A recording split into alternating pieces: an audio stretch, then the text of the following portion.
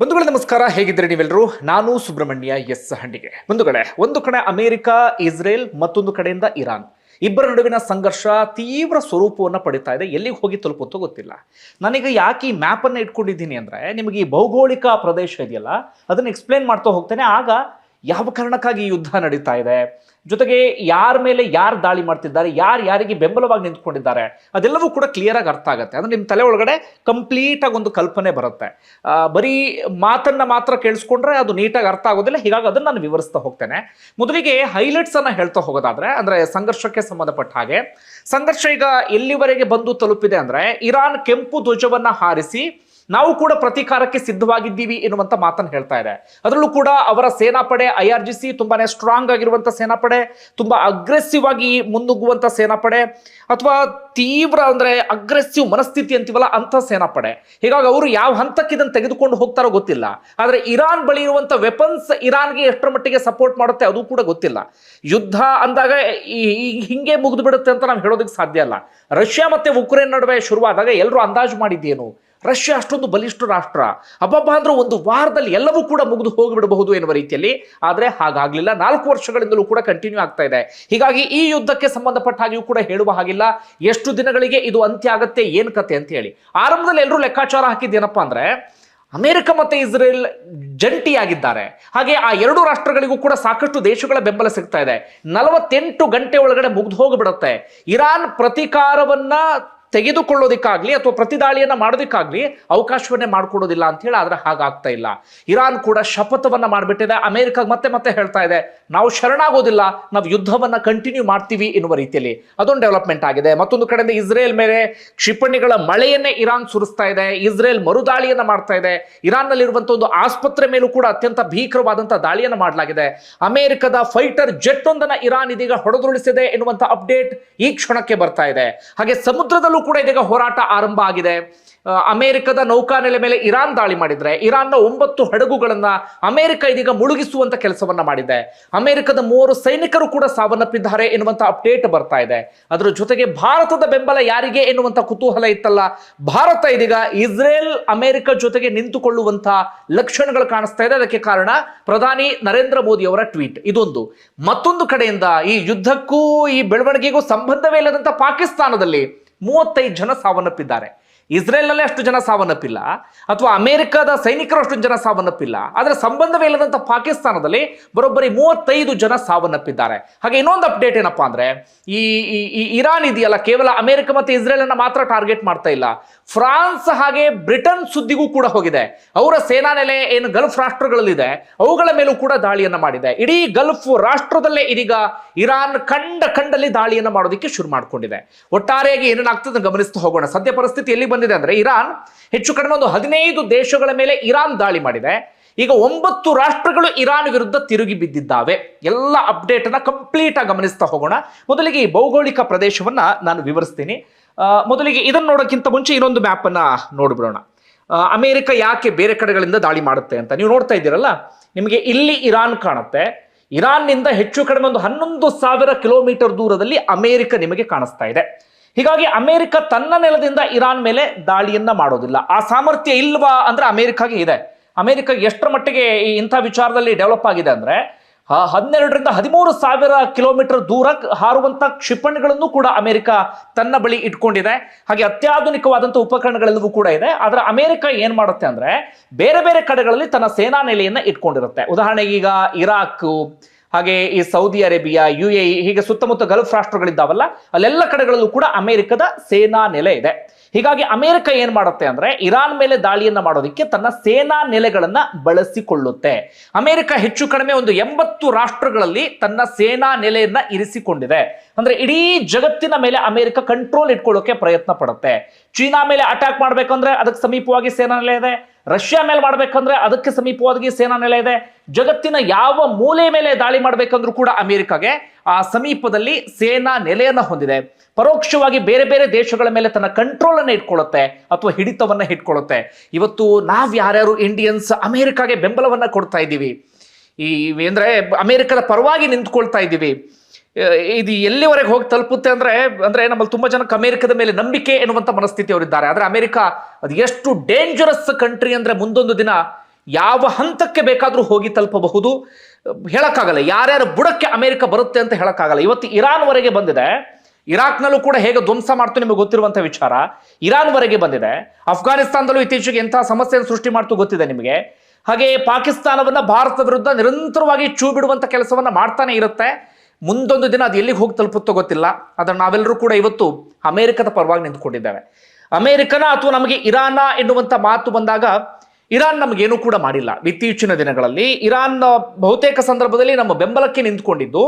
ಹಾಗೆ ವ್ಯಾಪಾರದ ವಿಚಾರದಲ್ಲೂ ಕೂಡ ಇರಾನ್ ಭಾರತದ ಜೊತೆಗೆ ನಿಂತ್ಕೊಂಡಿತ್ತು. ಹಾಗೆ ರೂಪಾಯಿಯಲ್ಲೇ ವ್ಯಾಪಾರವನ್ನು ಮಾಡೋದಕ್ಕೆ ಅವಕಾಶವನ್ನು ಮಾಡಿಕೊಟ್ಟಿದ್ದು ಇರಾನ್. ತೈಲವನ್ನು ಕೂಡ ನಮಗೆ ಪೂರೈಕೆಯನ್ನು ಮಾಡ್ತಾ ಇದ್ದಿದ್ದು ಇರಾನ್. ಚಬಹಾರ್ ಬಂದರು ಅಂತ ಹೇಳಿದೆ ನಮ್ದು ಇರಾನ್ನಲ್ಲಿ, ಆ ಬಂದರಿಗೆ ಅವಕಾಶವನ್ನು ಮಾಡಿಕೊಟ್ಟಿದ್ದು ಕೂಡ ಇರಾನ್. ಹಾಗಂತೇಳಿ ಇಸ್ರೇಲಿಂದ ನಮಗೇನಂತ ಸಮಸ್ಯೆ ಆಗಿಲ್ಲ. ಅದು ನಮಗೆ ನಿಜವಾಗ್ಲೂ ಸಮಸ್ಯೆ ಆಗಿದ್ದು ಅಮೆರಿಕದಿಂದ. ಆದರೆ ನಾವಿವತ್ತು ಅಮೆರಿಕದ ಪರವಾಗಿ ನಿಂತ್ಕೊಂಡಿದ್ದೇವೆ. ಅದು ಇಸ್ರೇಲ್ ಎನ್ನುವ ಕಾರಣಕ್ಕಾಗಿರ್ಬೋದು. ಇಸ್ರೇಲ್ ಬೇಕಾ ಇರಾನ್ ಬೇಕಾ ಭಾರತಕ್ಕೆ ಅಂದಾಗ ಅದನ್ನು ಹೇಳೋದು ಬಹಳ ಕಷ್ಟ ಆಗ್ಬಿಡುತ್ತೆ. ಇಸ್ರೇಲ್ ಜೊತೆಗೂ ಕೂಡ ಭಾರತಕ್ಕೆ ಒಳ್ಳೆ ಸಂಬಂಧ ಇದೆ. ಇರಾನ್ ಜೊತೆಗೆ ಗಾಢವಾದಂಥ ಸಂಬಂಧ ಬಗ್ಗೆ ಹೇಳದೇ ಇದ್ರೂ ಕೂಡ ಅಂತ ಶತ್ರುತ್ವ ಅಂತದೇನು ಕೂಡ ಇಲ್ಲ. ಓಕೆ, ನಾನು ಇದನ್ನು ಯಾಕೆ ಎಕ್ಸ್ಪ್ಲೇನ್ ಮಾಡಿದೆ ಅಂದರೆ, ಅಮೆರಿಕ ಯಾಕೆ ಸೇನಾ ನೆಲೆಗಳ ಮೂಲಕ ಇರಾನ್ ಮೇಲೆ ದಾಳಿ ಮಾಡುತ್ತೆ, ನೇರವಾಗಿ ಅಮೆರಿಕ ಯಾಕೆ ಇರಾನ್ ಮೇಲೆ ದಾಳಿ ಮಾಡೋದಕ್ಕೆ ಸಾಧ್ಯ ಆಗೋದಿಲ್ಲ ಎನ್ನುವ ಕಾರಣಕ್ಕಾಗಿ. ಇನ್ನ ಅಮೆರಿಕಾಗ ನಾನು ಆಗ್ಲೇ ಹೇಳದ್ನಲ್ಲ, ಅವರಿಗೆ ಅಷ್ಟು ದೂರಕ್ಕೆ ದಾಳಿ ಮಾಡುವಂತ ಸಾಮರ್ಥ್ಯ ಇದೆ. ಹಾಗಾದ್ರೆ ಇರಾನ್ಗೆ ಇದೆಯಾ ಅಂತ ನೋಡ್ತಾ ಹೋಗೋದಾದ್ರೆ ಇರಾನ್ಗಿಲ್ಲ. ಇರಾನ್ ನೇರವಾಗಿ ಅಮೆರಿಕದ ಮೇಲೆ ಹಾರಿಸುವಂತ ಕ್ಷಿಪಣಿಗಳು ಅಂತದ್ದು ಯಾವುದು ಕೂಡ ಇರಾನ್ ಬಳಿ ಇಲ್ಲ ಸದ್ಯಕ್ಕಿರುವ ಮಾಹಿತಿಯ ಪ್ರಕಾರವಾಗಿ. ಇರಾನ್ ಏನ್ ಮಾಡುತ್ತೆ ಅಂದ್ರೆ ಅಮೆರಿಕದ ಸೇನಾ ನೆಲೆಗಳು ಏನಿದೆ ಅದನ್ನು ಮಾತ್ರ ಧ್ವಂಸಗೊಳಿಸುವಂತ ಸಾಮರ್ಥ್ಯ ಇದೆ. ಇರಾನ್ ಕೂಡ ಅಷ್ಟೇ, ಆರ್ಮಿ ವಿಚಾರದಲ್ಲಿ, ಶಸ್ತ್ರಾಸ್ತ್ರಗಳ ವಿಚಾರದಲ್ಲಿ ಅವರು ಕೂಡ ತುಂಬಾನೇ ಸ್ಟ್ರಾಂಗ್ ಆಗಿ ಇದ್ದಾರೆ. ಎಲ್ಲಿವರೆಗೆ ಅಂದ್ರೆ ಪರಮಾಣು ಸಂಗ್ರಹವನ್ನ ಮಾಡುವವರೆಗೂ ಕೂಡ ಬಂದಿದ್ದಾರೆ. ಇಸ್ಲಾಮಿಕ್ ಕಂಟ್ರಿ ಅಂದ್ರೆ ನಿಮಗೆ ಪರಮಾಣು ಇರೋದು ಪಾಕಿಸ್ತಾನದ ಬಳಿ ಮಾತ್ರ, ನ್ಯೂಕ್ಲಿಯರ್ ಇರೋದು. ಆದ್ರೆ ಇದೀಗ ಇರಾನ್ ಕೂಡ ಅದನ್ನು ಸಂಗ್ರಹಿಸೋದಕ್ಕೆ ಪ್ರಯತ್ನವನ್ನ ಮಾಡಿತ್ತು. ಆದ್ರೆ ಅಮೆರಿಕದಕ್ಕೆ ಅವಕಾಶವನ್ನ ಮಾಡಿಕೊಟ್ಟಿಲ್ಲ, ದಾಳಿಯನ್ನ ಮಾಡ್ತಾ ಇದೆ. ಓಕೆ, ಒಂದು ವಿಚಾರ ಅರ್ಥ ಆಯ್ತು ನಿಮಗೆ. ಇರಾನ್ ಮತ್ತೆ ಇಸ್ರೇಲ್ ವಿಚಾರಕ್ಕೆ ಬರೋಣ. ಇರಾನ್ಗೆ ಇಸ್ರೇಲ್ ಮೇಲೆ ದಾಳಿ ಮಾಡೋದಕ್ಕೆ ಅವಕಾಶ ಇದೆಯಾ, ಇಸ್ರೇಲ್ಗೆ ಇರಾನ್ ಮೇಲೆ ದಾಳಿ ಮಾಡೋದಕ್ಕೆ ಅವಕಾಶ ಇದೆಯಾ ಅನ್ನೋದನ್ನ ಈ ಮ್ಯಾಪ್ ಅಲ್ಲಿ ಗಮನಿಸೋಣ. ನೀವು ಗಮನಿಸ್ತಾ ಇದ್ದೀರಲ್ಲ, ಇದು ಇರಾನ್, ದೊಡ್ಡದಾಗಿರುವಂತಹ ರಾಷ್ಟ್ರ. ಈ ಮಧ್ಯಪ್ರಾಚ್ಯ ರಾಷ್ಟ್ರಗಳಲ್ಲಿ ಒಂದು ದೊಡ್ಡದಾಗಿರುವಂತಹ ರಾಷ್ಟ್ರ ಇರಾನ್. ಇರಾನ್ನ ನಾವು ಮಿಡಲ್ ಈಸ್ಟ್ ಕಂಟ್ರಿ ಅನ್ನೋಕ್ಕಿಂತ ಒಂದು ಪರ್ಷಿಯನ್ ಕಂಟ್ರಿ ಅದು. ಮುಂಚೆಯಲ್ಲಿ ಪಾರ್ಸಿಗಳು ಇದ್ದಿದ್ದಲ್ಲಿ. ಓಕೆ, ಇರಾನ್ ಗಮನಿಸ್ತಾ ಇದ್ದೀರಿ. ಹಾಗೆ ಇಸ್ರೇಲ್ ಅನ್ನ ನೋಡಿದ್ರೆ ನಿಮಗೆ ಇದೊಂದು ಚಿಕ್ಕ ರಾಷ್ಟ್ರ. ಇಸ್ರೇಲ್ ಸುತ್ತಮುತ್ತ ಎಲ್ಲ ಕಡೆಗಳಲ್ಲೂ ಕೂಡ ಆವರಿಸ್ಕೊಂಡಿರೋದು ಅಂದ್ರೆ ಮುಸ್ಲಿಂ ಕಂಟ್ರಿಗಳೇ. ಇಲ್ಲಿ ಸುತ್ತಮುತ್ತ ಎಲ್ಲ ಗಮನಿಸಿದಾಗ ಇಸ್ಲಾಮಿಕ್ ಕಂಟ್ರಿಗಳೇ ಇಸ್ರೇಲ್ ಅನ್ನ ಆವರಿಸ್ಕೊಂಡಿದೆ. ನೋಡಿ, ಇಸ್ರೇಲ್ ಒಂದು ಸಣ್ಣ ರಾಷ್ಟ್ರ, ಇರಾನ್ ಒಂದು ದೊಡ್ಡದಾಗಿರುವಂತ ರಾಷ್ಟ್ರ. ಇಸ್ರೇಲ್ಗೆ ಇರಾನ್ ಮೇಲೆ ದಾಳಿ ಮಾಡುವಂತ ಎಲ್ಲ ಕೆಪಾಸಿಟಿಯೂ ಕೂಡ ಇದೆ. ಇರಾನ್ಗೂ ಕೂಡ ಅಷ್ಟೇ ತಿರುಗಿಸಿ ಇಸ್ರೇಲ್ ಮೇಲೆ ದಾಳಿ ಮಾಡುವಂತ ಎಲ್ಲ ಕೆಪಾಸಿಟಿಯೂ ಕೂಡ ಇದೆ. ಇದು ನಿಮಗೆ ಅರ್ಥ ಆಯ್ತು. ಇಸ್ರೇಲ್ ಮತ್ತೆ ಇರಾನ್ನ ಆ ಮ್ಯಾಪ್ ಅನ್ನು ಕೂಡ ಗಮನಿಸಿದ್ರೆ ಎಷ್ಟು ದೊಡ್ಡ ಏನ್ ಕತೆ ಅಂತ ಹೇಳಿ. ಈಗ ಬರೋಣ ಗಲ್ಫ್ ರಾಷ್ಟ್ರಗಳು ಹಾಗೆ ಮಿಡಲ್ ಈಸ್ಟ್ ಕಂಟ್ರಿಗೆ ಸಂಬಂಧಪಟ್ಟ ಹಾಗೆ. ಈಗ ನೀವು ನೋಡ್ತಾ ಇದ್ದೀರಲ್ಲ ಈ ಮ್ಯಾಪ್ ಅನ್ನ, ಇರಾನ್ ಈಗ ಎಲ್ಲೆಲ್ಲಿ ದಾಳಿ ಮಾಡ್ತಾ ಇದೆ, ಇರಾನ್ ಬೆಂಬಲಕ್ಕೆ ಯಾರಿದ್ದಾರೆ, ಇಸ್ರೇಲ್ ಬೆಂಬಲಕ್ಕೆ ಯಾರಿದ್ದಾರೆ, ಅದೆಲ್ಲವನ್ನು ಕೂಡ ನಾವು ಇದೀಗ ಗಮನಿಸ್ತಾ ಹೋಗೋಣ. ಈ ಮ್ಯಾಪ್ ಅನ್ನು ಸ್ಪಷ್ಟವಾಗಿ ಗಮನಿಸಿ. ನಿಮಗೆ ಈ ತುದಿಯಲ್ಲಿ ಭಾರತ, ನಮ್ಮ ದೇಶ ಭಾರತ, ಪಕ್ಕದಲ್ಲಿ ಪಾಕಿಸ್ತಾನ, ಅದರ ಮೇಲ್ಗಡೆ ಹೋದ್ರೆ ನಿಮಗೆ ಅಫ್ಘಾನಿಸ್ತಾನ ಇದೆ, ಅದರ ಮೇಲ್ಗಡೆ ಹೋದ್ರೆ ನಿಮಗೆ ರಷ್ಯಾ ಬರುತ್ತೆ. ಹಾಗೆ ಬೇರೆ ಬೇರೆ ಒಂದಷ್ಟು ಕಂಟ್ರೀಸ್ಗಳೆಲ್ಲವೂ ಕೂಡ ನಿಮಗೆ ಅಲ್ಲಿ ಯುರೋಪಿಯನ್ ಕಂಟ್ರೀಸ್ಗಳೆಲ್ಲವೂ ಕೂಡ ಅಲ್ಲಿ ನಿಮಗೆ ಬರ್ತಾ ಹೋಗುತ್ತೆ. ನೋಡಿ, ಭಾರತ, ಪಾಕಿಸ್ತಾನ, ಅಫ್ಘಾನಿಸ್ತಾನ, ಪಕ್ಕದಲ್ಲೇ ಇರೋದು ಇರಾನ್. ಈ ಯುದ್ಧ ಭಾರತಕ್ಕೆ ಯಾಕೆ ಟೆನ್ಷನ್ ಅಂದ್ರೆ ಭೌಗೋಳಿಕವಾಗಿಯೂ ಕೂಡ ಭಾರತದ ಸಮೀಪದಲ್ಲೇ ಈ ಯುದ್ಧ ನಡೀತಾ ಇದೆ. ಭಾರತದ ಬಂದರ್ ಇದೆಯಲ್ಲ, ಇಲ್ಲಿಂದ ಚಾಬಹಾರ್ ಬಂದರು ಅಂತ ಇರಾನ್ ಅಲ್ಲಿ ಇದೆ. ಇರಾನ್ ನಮಗೊಂದು ಚಾಬಹಾರ್ ಬಂದರ್ನ ಅವಕಾಶ ಮಾಡಿಕೊಟ್ಟಿದೆ. ಹಿಂದಿನ ವಿಡಿಯೋದಲ್ಲಿ ಎಕ್ಸ್ಪ್ಲೇನ್ ಮಾಡಿದ್ದೇನೆ. ಅರ್ಥ ಆಗಿಲ್ಲ ಅಂದ್ರೆ ಡಿಸ್ಕ್ರಿಪ್ಷನ್ ಬಾಕ್ಸ್ ಒಂದು ಲಿಂಕ್ ಮೆನ್ಷನ್ ಮಾಡಿರ್ತೇನೆ, ದಯವಿಟ್ಟು ನೋಡಿ ಅದನ್ನ. ನಮಗೂ ಇರಾನ್ಗೂ ಏನು ಬಹಳ ಡಿಸ್ಟೆನ್ಸ್ ಏನು ಇಲ್ಲ. ಆದ್ರೆ ನೇರವಾದಂಥ ಭೂಮಾರ್ಗ ಅಂದ್ರೆ ನೇರವಾಗಿ ಗಡಿಯನ್ನ ನಾವು ಹಂಚಿಕೊಂಡಿಲ್ಲ. ನಾವು ಹೋಗಬೇಕು ಅಂದ್ರೆ ಪಾಕಿಸ್ತಾನದ ಮೂಲಕವಾಗಿ ಇರಾನ್ಗೆ ಹೋಗಬೇಕು, ಇಲ್ಲ ಅಂತಂದ್ರೆ ಪಾಕಿಸ್ತಾನ, ಅಫ್ಘಾನಿಸ್ತಾನ ಮೂಲಕ ನಾವು ಇರಾನ್ಗೆ ಹೋಗಬೇಕು. ಸಮುದ್ರ ಮಾರ್ಗ ಮಾತ್ರ ನಮಗೆ ಇರಾನ್ ಜೊತೆಗೆ ಬಹಳ ಅದ್ಭುತವಾಗಿ ಬಹಳ ಚೆನ್ನಾಗಿದೆ, ಯಾವುದೇ ರೀತಿಯಲ್ಲೂ ಕೂಡ ಸಮಸ್ಯೆ ಇಲ್ಲ. ಈ ಕಾರಣಕ್ಕಾಗಿ ನಮಗೂ ಸ್ವಲ್ಪ ಮಟ್ಟಿಗೆ ಆತಂಕ ಈ ಯುದ್ಧ ಆದಂತ ಸಂದರ್ಭದಲ್ಲಿ. ಪಾಕಿಸ್ತಾನ ಗಡಿಯನ್ನ ಹಂಚಿಕೊಂಡಿದೆ ಇರಾನ್ ಜೊತೆಗೆ ಬಹಳ ದೊಡ್ಡದಾಗಿ, ಹಾಗೆ ಅಫ್ಘಾನಿಸ್ತಾನ ಕೂಡ ಗಡಿಯನ್ನ ಹಂಚಿಕೊಂಡಿದೆ. ಓಕೆ, ಇದು ಇರಾನ್ ಮ್ಯಾಪ್ ಅನ್ನ ಗಮನಿಸ್ತಾ ಇದ್ದೀರಿ. ಈಗ ಇರಾನ್ ಏನ್ ಮಾಡ್ತಾ ಇದೆ ಅಂದ್ರೆ ಮಿಡಲ್ ಈಸ್ಟ್ ಕಂಟ್ರಿಗಳ ಮೇಲೂ ಕೂಡ ದಾಳಿಯನ್ನ ಮಾಡ್ತಾ ಇದೆ, ಗಲ್ಫ್ ಕಂಟ್ರೀಸ್ಗಳ ಮೇಲೂ ಕೂಡ ದಾಳಿಯನ್ನ ಮಾಡ್ತಾ ಇದೆ. ಈ ಮಿಡಲ್ ಈಸ್ಟ್ ಒಳಗಡೆಯೇ ಬರೋದು ಗಲ್ಫ್ ಕಂಟ್ರೀಸ್ಗಳು. ಮೊದಲಿಗೆ ಗಲ್ಫ್ ಕಂಟ್ರೀಸ್ ವಿಚಾರಕ್ಕೆ ಬರೋಣ. ಯಾವ್ದು ಅಂದ್ರೆ ಇರಾನ್ ಈಗ ಕುವೈತ್ ಮೇಲೆ ದಾಳಿಯನ್ನ ಮಾಡಿದೆ. ಬಹರೇನ್ ನೋಡಿ, ಚಿಕ್ಕದಾಗಿರುವಂತ ಒಂದು ರಾಷ್ಟ್ರ, ದ್ವೀಪ ರಾಷ್ಟ್ರ. ಹೆಚ್ಚು ಕಡಿಮೆ ನಮ್ದು ಒಂದು ಯಾವುದೋ ಒಂದು ಶಿವಮೊಗ್ಗ ಜಿಲ್ಲೆ ಇದ್ದಷ್ಟಿದೆ. ನನ್ನ ಜಿಲ್ಲೆ ಶಿವಮೊಗ್ಗ, ಹೀಗಾಗಿ ಅದನ್ನು ಹೇಳಿದೆ, ಶಿವಮೊಗ್ಗ ಜಿಲ್ಲೆ ಅಷ್ಟಿದೆ ಬಹರೇನ್. ಇಲ್ಲಿ ನೋಡಿದ್ರೆ ನಿಮಗೆ ಕತಾರ್ ಇದೆ. ಇವೆಲ್ಲವೂ ಕೂಡ ಗಲ್ಫ್ ಕಂಟ್ರೀಸ್. ಹಾಗೆ ಯುನೈಟೆಡ್ ಅರಬ್ ಎಮಿರೇಟ್ಸ್ ಅಂದ್ರೆ UAE ಅಂದ್ರೆ ದುಬೈ, ಅಬುದಾಬಿ, ಶಾರ್ಜಾ ಇದೆಲ್ಲವೂ ಕೂಡ ಬರೋದು UAE ಅಲ್ಲಿ. ತುಂಬಾ ಜನಕ್ಕೆ ದುಬೈ ಹಾಗೆ UAE ಡಿಫರೆನ್ಸ್ ಗೊತ್ತಿಲ್ಲ. UAE ಅನ್ನೋದು ಒಂದು ರಾಷ್ಟ್ರ, ಅದರ ಒಳಗಡೆ ಬರುವಂತ ಪ್ರಾಂತ್ಯ ದುಬೈ, ಶಾರ್ಜಾ, ಅಬುದಾಬಿ ಈ ರೀತಿಯಾಗಿ ಪ್ರಾಂತ್ಯಗಳೆಲ್ಲವೂ ಕೂಡ UAE ಒಳಗಡೆ ನಿಮಗೆ ಬರುತ್ತೆ. ದೊಡ್ಡದಾಗಿರುವಂತ ಒಂದು ರಾಷ್ಟ್ರ ಅಂದ್ರೆ ಸೌದಿ ಅರೇಬಿಯಾ. ಇರಾನ್ಗೆ ಪೈಪೋಟಿ ಕೊಡೋಷ್ಟರ ಮಟ್ಟಿಗೆ ದೊಡ್ಡದಾಗಿರೋದು ಸೌದಿ ಅರೇಬಿಯಾ. ಅದೇ ರೀತಿಯಾಗಿ ಓಮನ್, ಅದು ಕೂಡ ಗಲ್ಫ್ ಕಂಟ್ರಿ. ಯಾಕೆ ಗಲ್ಫ್ ಕಂಟ್ರಿ ಅಥವಾ ಕೊಲ್ಲಿ ರಾಷ್ಟ್ರಗಳು ಅಂತ ಕರಿತೀವಿ ಅಂದ್ರೆ ಸಮುದ್ರದ ತೀರದಲ್ಲಿ ಬರುವಂತ, ಕೊಲ್ಲಿ ಸಮುದ್ರದ ತೀರದಲ್ಲಿ ಬರುವಂತ ರಾಷ್ಟ್ರಗಳು ಇದು. ಒಟ್ಟು 6 ರಾಷ್ಟ್ರಗಳಿದ್ದಾವೆ: Kuwait, Bahrain, Qatar, UAE, Saudi Arabia ಹಾಗೆ ಓಮನ್. ಇರಾನ್ ಯಾಕೆ ಇವ್ರ ಮೇಲೆ ಈಗ ದಾಳಿ ಮಾಡ್ತಾ ಇದೆ? ಇಲ್ಲೆಲ್ಲ ಕಡೆಗಳಲ್ಲೂ ಕೂಡ ಇರಾನ್ ಈಗ ದಾಳಿಯನ್ನ ಮಾಡ್ತಾ ಇದೆ. ಅತಿ ಹೆಚ್ಚು ಈಗ ದಾಳಿ ಮಾಡ್ತಿರೋದು ಕುವೈತ್ ಮೇಲೆ, ಪಕ್ಕದಲ್ಲಿರುವಂತ ಕುವೈತ್ ಮೇಲೆ. ಬಹ್ರೇನ್ ಮೇಲಂತೂ ಭೀಕರ ದಾಳಿ, ಕತಾರ್ ಮೇಲೂ ದಾಳಿ ಆಗ್ತಿದೆ. ದುಬೈ ಮೇಲೆ ಅಂತೂ ಭಯಂಕರ, ಸೇಫೆಸ್ಟ್ ಸಿಟಿ ಅಂತಿದ್ವಿ ದುಬೈಯನ್ನ, ಸೇಫೆಸ್ಟ್ ಪ್ರಾಂತ್ಯ ಅಂತಿದ್ವಿ, ಹಾಗೆ ಅತಿ ಶ್ರೀಮಂತ ಪ್ರಾಂತ್ಯ ಅಂತಿದ್ವಿ. ಸಾಕಷ್ಟು ಜನ ಅಲ್ಲೂ ಹೋಗಿ ನೆಲೆಸ್ತಾ ಇದ್ರು, ಅಲ್ಲೂ ಕೂಡ ದಾಳಿಯಾಗಿದೆ. ಒಮಾನ್ ಮೇಲೆ ನೇರವಾಗಿ ದಾಳಿಯಾಗಿಲ್ಲ, ಆದ್ರೆ ಒಮಾನ್ನ ಕರಾವಳಿ ಪ್ರದೇಶದ ವ್ಯಾಪ್ತಿಯ ಒಳಗಡೆ ದಾಳಿಯಾಗಿದೆ. ಯಾವ ಕಾರಣಕ್ಕಾಗಿ ಅಂತ ನಾವು ಗಮನಿಸ್ತಾ ಹೋಗೋದಾದ್ರೆ, ಇಲ್ಲೆಲ್ಲ ಕಡೆಗಳಲ್ಲೂ ಕೂಡ ಅಮೆರಿಕದ ಸೇನಾ ನೆಲೆ ಇದೆ. ಈಗ ಅಮೆರಿಕ ಇರಾನ್ ಮೇಲೆ ದಾಳಿ ಮಾಡೋದಿಕ್ಕೆ ಈ ಸೇನಾ ನೆಲೆಗಳನ್ನೇ ಬಳಸಿಕೊಳ್ತಾ ಇದೆ. ಈ ಸೇನಾ ನೆಲೆಗಳನ್ನ ಪುಡಿಗಟ್ಟಿದ್ರೆ ಅದು ಅಮೆರಿಕಗೆ ಪೆಟ್ಟು ಕೊಟ್ಟ ಹಾಗೆ, ಅದು ಒಂದು ಕಾರಣ. ಎರಡನೇ ಕಾರಣ ಏನಪ್ಪಾ ಅಂದ್ರೆ, ಈ ಬಹುತೇಕ ಗಲ್ಫ್ ಕಂಟ್ರೀಸ್ ಗಳೆಲ್ಲವೂ ಕೂಡ ಅಮೆರಿಕದ ಜೊತೆಗೆ ನಿಂತ್ಕೊಂಡಿದ್ದಾವೆ. ಈಗ ಬರ್ತಿರುವಂತ ಮತ್ತೊಂದು ಮಾಹಿತಿಯ ಪ್ರಕಾರ ಅಮೆರಿಕ ಹಾಗೆ ಇಸ್ರೇಲ್ ಅನ್ನ ಈ ಯುದ್ಧಕ್ಕೆ ಒತ್ತಾಯಿಸಿದ್ದೆ UAEಯ ಯುವರಾಜ ಎನ್ನುವಂತ ಮಾಹಿತಿಯೂ ಕೂಡ ಬರ್ತಾ ಇದೆ. ಅವರು ಒತ್ತಾಯಿಸಿದ್ರಂತೆ ಬೇಗ ಬೇಗ ಇರಾನ್ ಮೇಲೆ ದಾಳಿ ಮಾಡಿ ಆ ಸಮಸ್ಯೆಯನ್ನು ಬಗೆಹರಿಸಿಕೊಂಡು ಬಿಡಿ ಎನ್ನುವಂತ ರೀತಿಯಲ್ಲಿ. ಹೀಗಾಗಿ ಗಲ್ಫ್ ಕಂಟ್ರೀಸ್ಗಳು ಬಹುತೇಕ, ಸೌದಿ ಅರೇಬಿಯಾ ಒಂದು ನೇರವಾಗಿ ಅವ್ರ ಜೊತೆಗೆ ನಿಂತಿಲ್ಲ, ಉಳಿದಂತೆ ಬಹುತೇಕ ಎಲ್ಲಾ ರಾಷ್ಟ್ರಗಳು ಕೂಡ ಇದೀಗ ಅಮೆರಿಕ ಮತ್ತೆ ಇಸ್ರೇಲ್ ಜೊತೆಗೆ ನಿಂತ್ಕೊಂಡಿದ್ದಾವೆ. ಮುಸ್ಲಿಂ ಕಂಟ್ರೀಸ್ ಆದರೂ ಕೂಡ. ಓಮಾನ್ ಒಂದು ಯಾರ ಜೊತೆಗೂ ಕೂಡ ಇಲ್ಲ. ಈಗ ಸಂಧಾನ ಮಾತುಕತೆ ಎಲ್ಲವೂ ಕೂಡ ನಡೀತಿರೋದು ಒಮಾನ್ನಲ್ಲೇ. ಈಗ ಯುದ್ಧಕ್ಕಿಂತ ಮುಂಚೆ ಸಂಧಾನ ಸಭೆಯೂ ಕೂಡ ಒಮಾನ್ನಲ್ಲಿ ನಡೆದಿತ್ತು. ಇದು ನಿಮ್ಗೆ ಅರ್ಥ ಆಯ್ತು ಅನ್ಕೊಳ್ತೀನಿ. ಮೂರನೇ ಕಾರಣ ಏನಪ್ಪಾ ಅಂದ್ರೆ, ಇಲ್ಲೆಲ್ಲ ಕಡೆಗಳಲ್ಲೂ ಕೂಡ ಬಹುಸಂಖ್ಯಾತರು ಸುನ್ನಿ ಮುಸ್ಲಿಮರು, ಇರಾನ್ನಲ್ಲಿ ಇರೋದು ಶಿಯಾ ಮುಸ್ಲಿಮರು, ಆ ಸಂಘರ್ಷವೂ ಕೂಡ ಇದೆ. ಇನ್ನೊಂದು ಕಾರಣ ಏನಪ್ಪಾ ಅಂದ್ರೆ, ಈ ಮಧ್ಯಪ್ರಾಚ್ಯ ಅಥವಾ ಮಿಡಲ್ ಈಸ್ಟ್ ಭಾಗ ಅಂತ ಏನ್ ಕರಿತೀವಿ, ಈ ಮಿಡಲ್ ಈಸ್ಟ್ ನಲ್ಲಿ ಲೀಡರ್ ಆಗೋದಿಕ್ಕೆ ಎಲ್ಲರೂ ಕೂಡ ಪ್ರಯತ್ನ ಪಡ್ತಾ ಇದ್ದಾರೆ. ಮುಂಚೆ ಲೀಡರ್ ಆಗಿದ್ದು ಇರಾಕ್, ಸದ್ದಾಂ ಹುಸೇನ್ ಇದ್ದಂತ ಕಾಲದಲ್ಲಿ. ಅದಾದ ಬಳಿಕ ಅಮೆರಿಕದನ್ನು ಧ್ವಂಸಗೊಳಿಸಿಬಿಡ್ತು. ಅದಾದ ಬಳಿಕ ಆ ಸ್ಥಾನಕ್ಕೆ ಬಂದು ಕುತ್ಕೊಂಡಿದ್ದು ಇರಾನ್. ಈಗ ಖಮೇನಿಯ ಹತ್ಯೆ ಏನಾಗಿದೆ, ಸರ್ವೋಚ್ಚ ನಾಯಕ ಇಡೀ ಮುಸ್ಲಿಂ ಇದಕ್ಕೆ ನಾನೊಬ್ಬ ಲೀಡರ್ ಎನ್ನುವ ರೀತಿಯಲ್ಲಿ ಇದ್ರು, ಇಡೀ ಮುಸ್ಲಿಂ ಸಮುದಾಯಕ್ಕೆ ಅಥವಾ ಮುಸ್ಲಿಂ ಕಂಟ್ರೀಸ್ಗಳಿಗೆ, ಇಸ್ಲಾಮಿಕ್ ಕಂಟ್ರಿಗಳಿಗೆ. ಹೀಗಾಗಿ ಲೀಡರ್ ಆಗೋದಿಕ್ಕೂ ಕೂಡ ಒಂದು ಪೈಪೋಟಿ ನಡೀತಾ ಇದೆ. ಈಗ ಇರಾನ್ ನನ್ನ ಮಣಿಸಿ ಬಿಟ್ರೆ ಸೌದಿ ಅರೇಬಿಯಾ ನಾನೇ ಒಂದು ಲೀಡ್ ಪೊಸಿಷನ್ ಬರಬಹುದು ಎನ್ನುವ ರೀತಿಯಲ್ಲೂ ಕೂಡ ಇದೆ. ಈ ಗಲ್ಫ್ ಕಂಟ್ರೀಸ್ಗಳಿಗೆ ಲೀಡರ್ ಯಾವುದು ಅಂದ್ರೆ ಸೌದಿ ಅರೇಬಿಯಾ, ಆ ಲೀಡರ್ ಆಗುವಂತ ಒಂದು ಹೊಡೆತ. ಇರಾನ್ ಮತ್ತೊಂದು ಕಾರಣಕ್ಕಾಗಿ ಯಾಕೆ ದಾಳಿ ಮಾಡ್ತಾ ಇದೆ ಅಂದ್ರೆ, ಅಮೆರಿಕ ಹೇಳಿತ್ತು ನನಗೆ ನೀವು ಸೇನಾ ನೆಲೆಯನ್ನ ಕೊಟ್ಟರೆ ನಿಮಗೆ ರಕ್ಷಣೆಯನ್ನ ಕೊಡ್ತೀನಿ ಎನ್ನುವ ರೀತಿಯಲ್ಲಿ. ಈಗ ಇರಾನ್ ಏನ್ ಸಂದೇಶ ಸಾರ್ತಾ ಇದೆ ಅಂದ್ರೆ, ನೋಡಿ ನಿಮ್ಗೆ ರಕ್ಷಣೆ ಕೊಡೋದಕ್ಕೆ ಯಾರೂ ಬರೋದಿಲ್ಲ, ನಿಮ್ಮ ಮೇಲೂ ಕೂಡ ನಾನು ದಾಳಿ ಮಾಡಬಲ್ಲೆ ಅನ್ನೋದನ್ನು ತೋರಿಸ್ತಾ ಇದೆ. ಅದೇ ರೀತಿಯಾಗಿ ಇಲ್ಲಿನ ಆರ್ಥಿಕ ಇದೇನಿದೆ ಅಂದ್ರೆ, ತುಂಬಾ ಶ್ರೀಮಂತ ರಾಷ್ಟ್ರಗಳು, ನೆಮ್ಮದಿಯಾಗಿದ್ದಂಥ ರಾಷ್ಟ್ರಗಳು ಅಂದ್ರೆ ಗಲ್ಫ್ ಕಂಟ್ರೀಸ್. ನಮ್ಮವರು ಕೂಡ, ಭಾರತೀಯರು ಕೂಡ ಹೆಚ್ಚು ಕಡಿಮೆ 90 ಲಕ್ಷ ಮಂದಿಯಲ್ಲಿ ದುಡಿತಾ ಇದ್ದಾರೆ. ಅದೊಂದು ಆರ್ಥಿಕ ಹಬ್ಬಾಗಿ ಬೆಳೆದಂಥ ರಾಷ್ಟ್ರಗಳು ಅವೆಲ್ಲವೂ ಕೂಡ, ಕುವೈತು ಇವೆಲ್ಲವೂ ಕೂಡ ಅತ್ಯಂತ ಶ್ರೀಮಂತ ರಾಷ್ಟ್ರಗಳು. ಇದೀಗ ಆರ್ಥಿಕವಾಗಿ ಅವರಿಗೆ ಪೆಟ್ಟನ್ನ ಕೊಡುವಂತ ಉದ್ದೇಶದಿಂದಲೂ ಕೂಡ ಇರಾನ್ ದಾಳಿಯನ್ನ ಮಾಡ್ತಾ ಇದೆ. ಒಂದು ರೀತಿಯಲ್ಲಿ ಒತ್ತಡವನ್ನ ಹೇರುವಂತ ತಂತ್ರ. ಈ ಗಲ್ಫ್ ಕಂಟ್ರೀಸ್ಗಳ ವಿಚಾರ ನಿಮ್ಗೆ ಅರ್ಥ ಆಯ್ತು ಅನ್ಕೊಳ್ತೀನಿ. ಕೇವಲ ಗಲ್ಫ್ ಕಂಟ್ರೀಸ್ಗಳ ಮೇಲೆ ಮಾತ್ರ ದಾಳಿ ಮಾಡ್ತಾ ಇದೆಯಾ? ಇಲ್ಲ. ಇರಾನ್ ಇದೀಗ ಮುಂದುವರೆದು ಏನ್ ಮಾಡ್ತಾ ಇದೆ ಅಂದ್ರೆ, ಇರಾಕ್ ಮೇಲೂ ಕೂಡ ದಾಳಿ ಮಾಡಿದೆ. ಕಾರಣ ಅಲ್ಲೂ ಕೂಡ ಅಮೆರಿಕದ ಸೇನಾ ನೆಲೆ ಇದೆ. ಜೋರ್ಡಾನ್ ಮೇಲೂ ಕೂಡ ಚಿಕ್ಕದಾಗಿ ಇದೀಗ ದಾಳಿಯನ್ನ ಮಾಡಿದೆ ಅಥವಾ ದಾಳಿಯನ್ನ ಆರಂಭಿಸಿದೆ ಎನ್ನುವಂತ ಅಪ್ಡೇಟ್ ಕೂಡ ಬರ್ತಾ ಇದೆ.